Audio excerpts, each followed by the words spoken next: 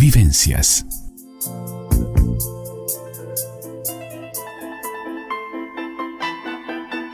El todo y sus partes. La columna de Carmen Molinas Bonilla en Vivencias.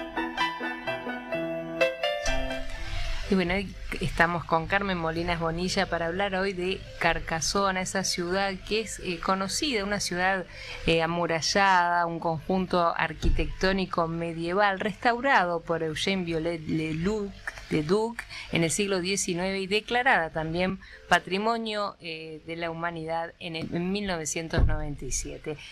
Te doy la bienvenida, Carmencita, porque quizás algún oyente nos esté sintonizando recién ahora y no te haya escuchado hace unos minutos atrás. Sí, bueno, esta es la hora nuestra. La otra la tomamos un poquito de tu programa. Claro que sí. Decime, contanos cómo es el origen de esta Carcasona, ¿a qué época nos tenemos que retomar? No, nos tenemos que remontar muy, muy atrás. Carcasona es el conjunto fortificado más impresionante que aún puede admirarse en Europa, ¿no? Sí. Le llaman la verdadera antología de piedra, sí, porque tiene 3 kilómetros de murallas. Uh-huh. Y tiene 52 torres monumentales, puertas, barbacanas, el castillo, la basílica, un laberinto de murallas almenadas, escaleras, pasos en zigzag, tiene pasajes abovedados. Es como leer un libro abierto toda la arquitectura de la Edad Media, ¿no? Bueno, fue construida en el siglo XII, imagínate, por los vizcondes de Trencabel, y se fue modificando sin cesar en el transcurso de los siglos siguientes. Es una verdadera, diríamos, fortaleza de fortaleza, fortaleza dentro de otra, ¿no? Uh-huh. Hoy alberga museos, abadías, bueno, de todo. El que conoce Carcasona queda enamorado, claro. No hay forma de no quedar enamorado. Tiene además la Basílica de Saint-Nazaire, que se terminó en la primera mitad del siglo XII, pero claro, fue reformada muchas veces, ¿no? Ahora, esos orígenes se remontan al periodo romano, uh-huh. Porque había un oppidum, que es interesante decir que oppidum, que es una palabra latina, proviene de bueno, si es de latina, proviene del latín, lógico. Claro. Pero quiere decir fortaleza. Y ocupaba un promontorio, que es donde hoy mismo se asienta uh-huh. Esta antología de piedra que decíamos, y fueron los romanos quienes le dieron el nombre de Iulia Carcaso, uh-huh.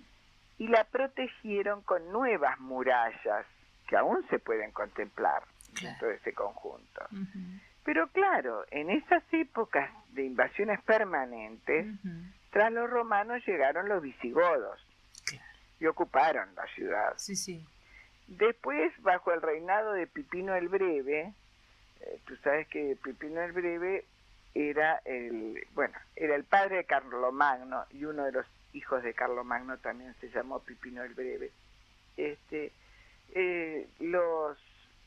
Toda esa zona, Carlomagno, yo siempre digo que es una zona catalana, entre comillas, ¿no?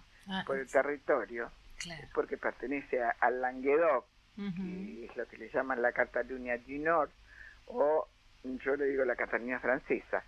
Bueno, toda esa zona, inclusive la Cataluña española, fue un poco obra de Carlomagno, porque él trazó lo que llamó la marca hispánica, ¿no? Uh-huh. A partir de allí, de la marca hispánica, a partir de ese territorio catalán, y ahora hablo de la parte española, ya era tierra de nadie, por decir así, pero esa tierra venía a ser la tierra en la que gobernaban los árabes, ¿no? O los musulmanes en general. Entonces, de la marca hispánica hacia los Pirineos, metiéndose en lo que es hoy territorio francés, ya era la parte que Carlomagno trataba de que los ejércitos custodiaran, porque era diríamos, el muro que impedía a los musulmanes hacer sus invasiones.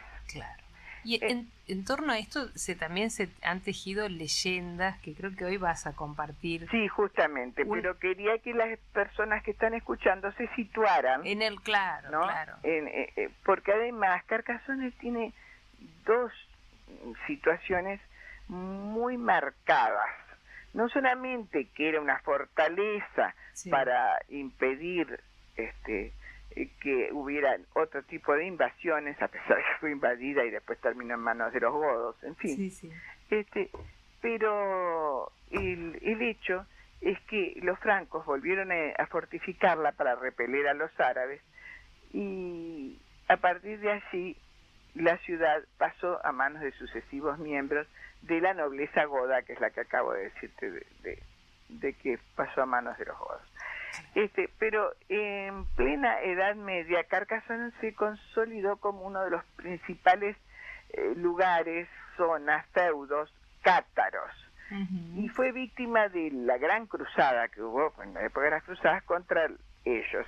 ¿Quiénes fueron los cátaros? Bueno, es interesante hablar de los cátaros porque el catarismo fue un movimiento religioso que la Iglesia, por supuesto, escindido de la Iglesia católica, pero la Iglesia ese movimiento lo consideró herético.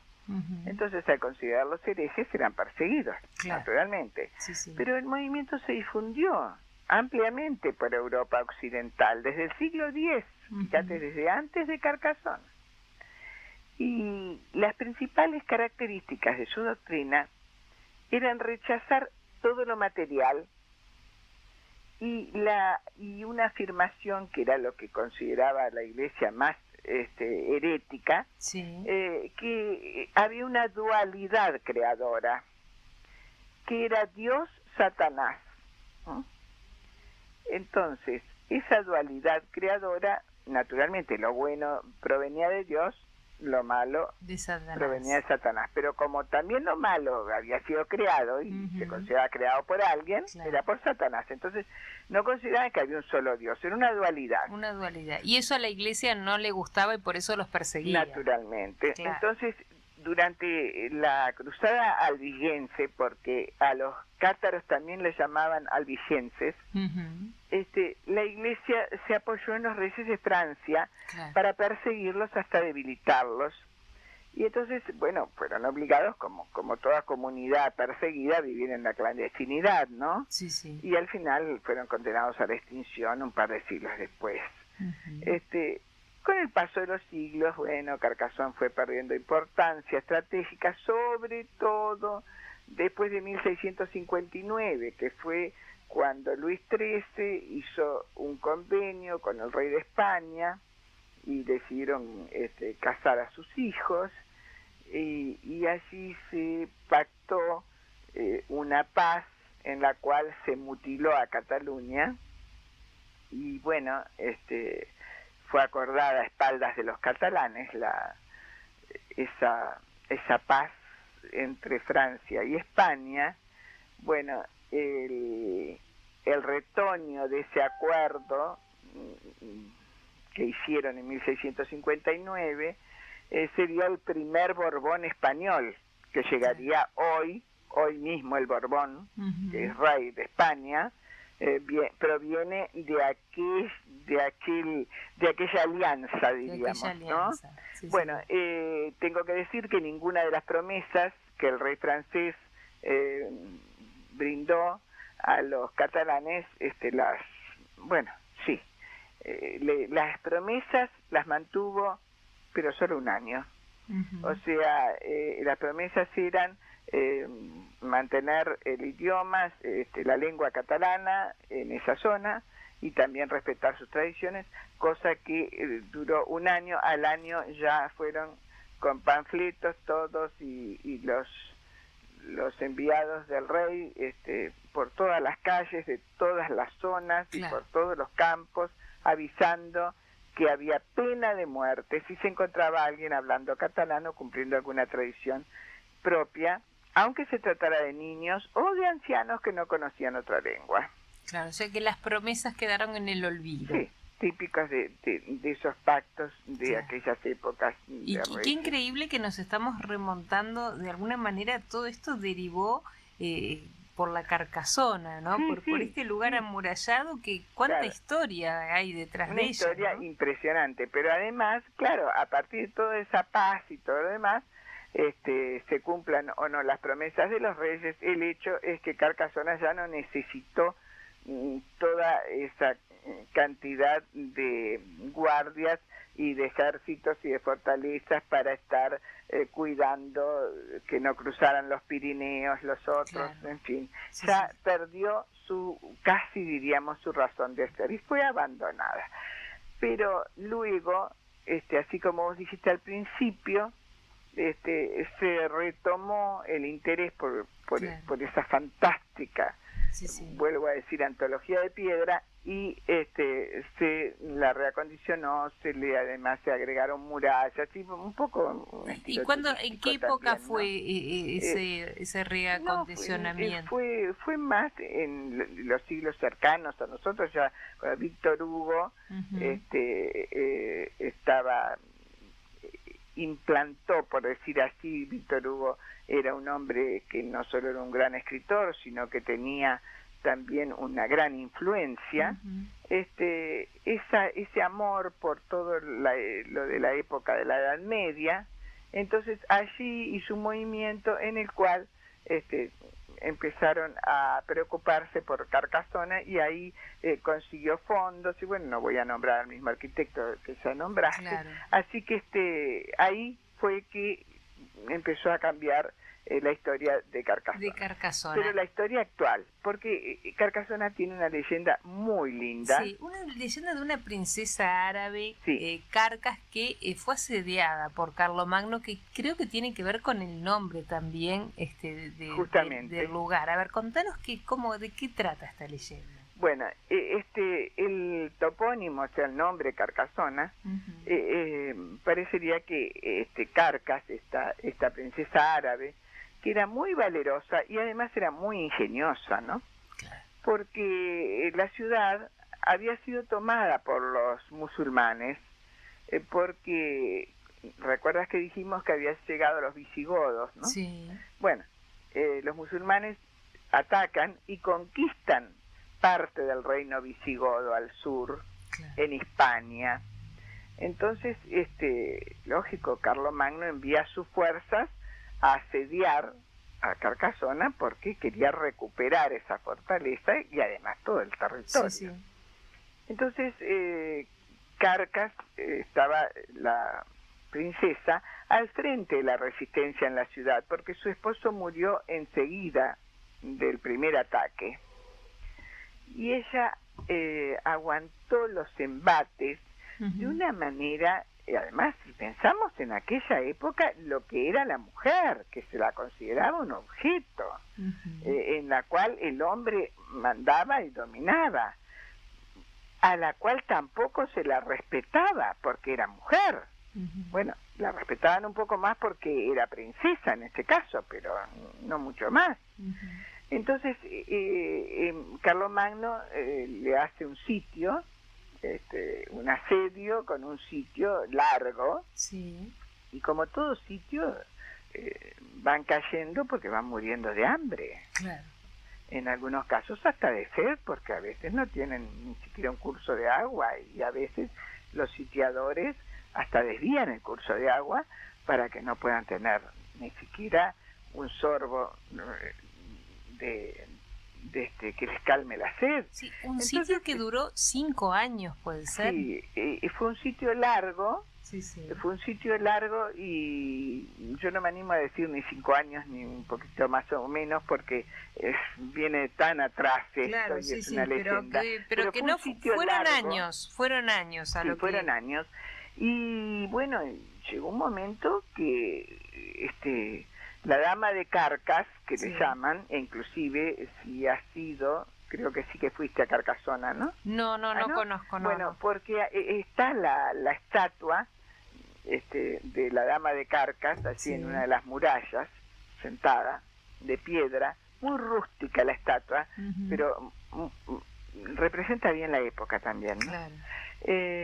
Bueno, llega un momento en que ella se pone al frente, organiza a las mujeres, arma un grupo de arqueras, reparte los víveres que quedan, rellena de paja y manda a rellenar de paja los uniformes de los soldados muertos, los coloca como si fuesen disciplinados centinelas. Ella y sus arqueras pasan el día tirando flechas hacia el campamento enemigo, inclusive causando bajas. Sí.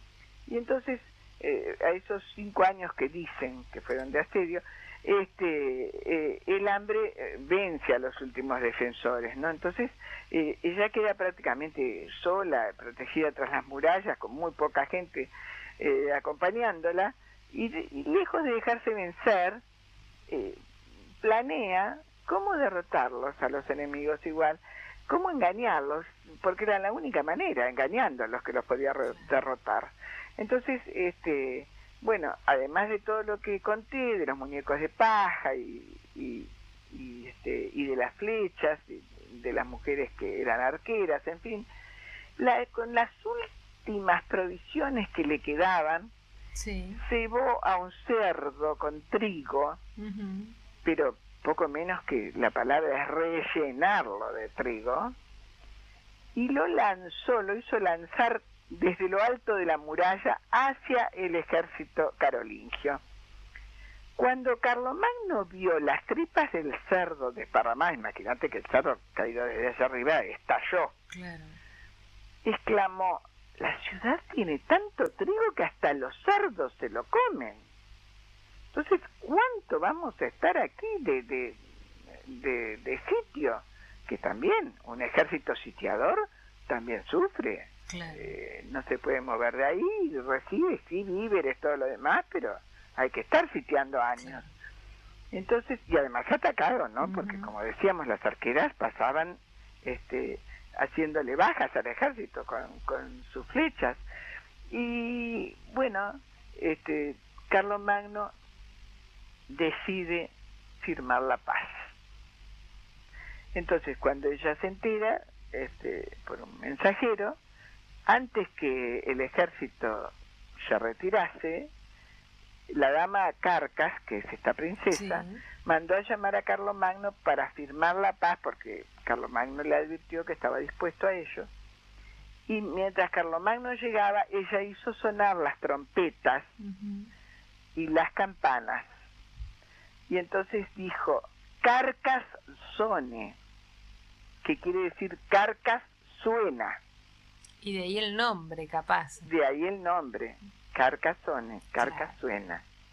Entonces, esta ciudad de Carcasona quedó con ese nombre de esa princesa tan valiente y tan famosa, que ya te digo, está en una de las murallas sentada. La gente que se acerca la puede ver, pueden llamarle la atención porque es una obra muy rústica, diría, pero es propia de la época. Y bueno, y como hablábamos hoy, que vos me preguntabas, justo en el auge del romanticismo francés, como yo te decía de Víctor Hugo, consiguió que renaciera en la sociedad ese gusto por todo lo medieval. Y bueno, y seguramente lo tuvieron que restaurar, porque después no de tantos solo restaurar años... sino que ahí entró en juego todo el historiador Jean-Pierre Meredith, el arquitecto que tú nombraste, Eugène Viollet-le-Duc, y como denunciaron el terrible estado en que se encontraba Carcasona, que se estaba desmoronando, empezaron esa cruzada para recuperarla.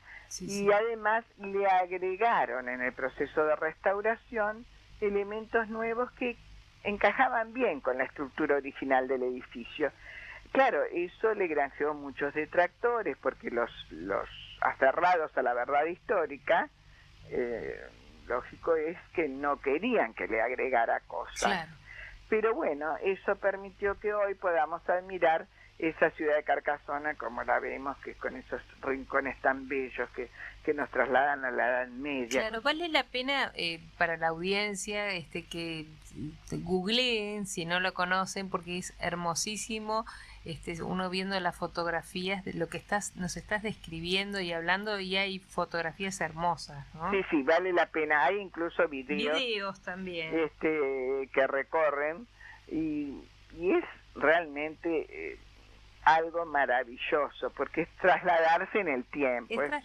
Y mira, Carmencita, y es tan valioso eso que estás haciendo, porque dada la pandemia, y es que está difícil que volvamos a viajar o que podamos, no solo es porque se abran las fronteras, que posiblemente se abran por lo económico, hay tantos factores que poder viajar desde escuchándote a través de la radio en el tiempo y un lugar tan hermoso, vale la pena, porque además después de esto motivás a la gente para que busque, conozca más, ¿no? Sí, además que tenemos el fantástico Street View que uno puede recorrer, no te digo todo Carcasona, porque es lógico que es como querer recorrer, no sé, Versalles o cualquier otro museo. Esta es una ciudad museo.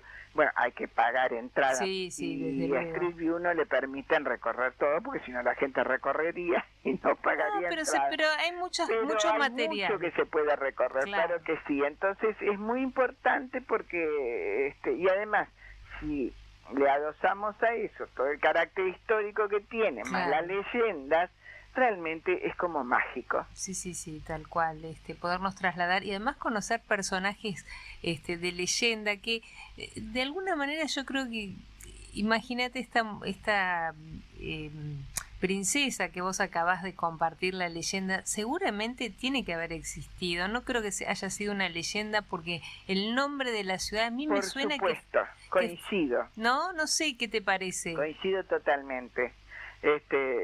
Y Carcasona y todo lo demás, eso es, por supuesto podrá tener mayor o menor grado de veracidad el hecho de que, no sé, si tiraban más o menos flechas, si caían más o menos, o si tiraron el cerdo, no, pero bueno, pero el hecho de que ella defendió y mantuvo a la ciudad a pesar de ese sitio, que la paz se firmó con Carlomagno. Claro, eso debe haber sido verídico. Después, dato más, dato menos, puede haber...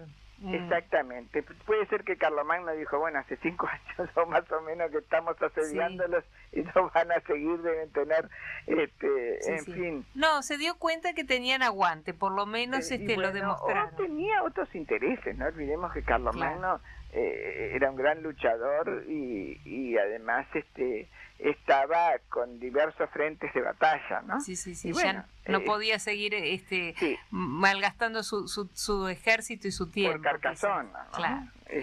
Así que bueno, sea como sea, el que Carcasonaba sonó y sonó en paz y quedó allí en el Languedoc, un lugar maravilloso, lleno de viñas, fantástico, que recomiendo a todo el mundo que conozca. Bueno, Carmencita, un placer como todos los miércoles, un gusto recibirte como lo hacemos miércoles a miércoles, y nos reencontramos el próximo miércoles con más El Todo y sus partes, esta columna tan linda que hace tanto tiempo que nos acompañas y que la disfrutamos muchísimo. Muchas gracias, querida. Muchísimas gracias a Carmen Molinas Bonilla por El Todo y sus partes. Los voy a invitar a hacer una breve pausa, van a quedar abiertas nuestras líneas de comunicación. Vivencias.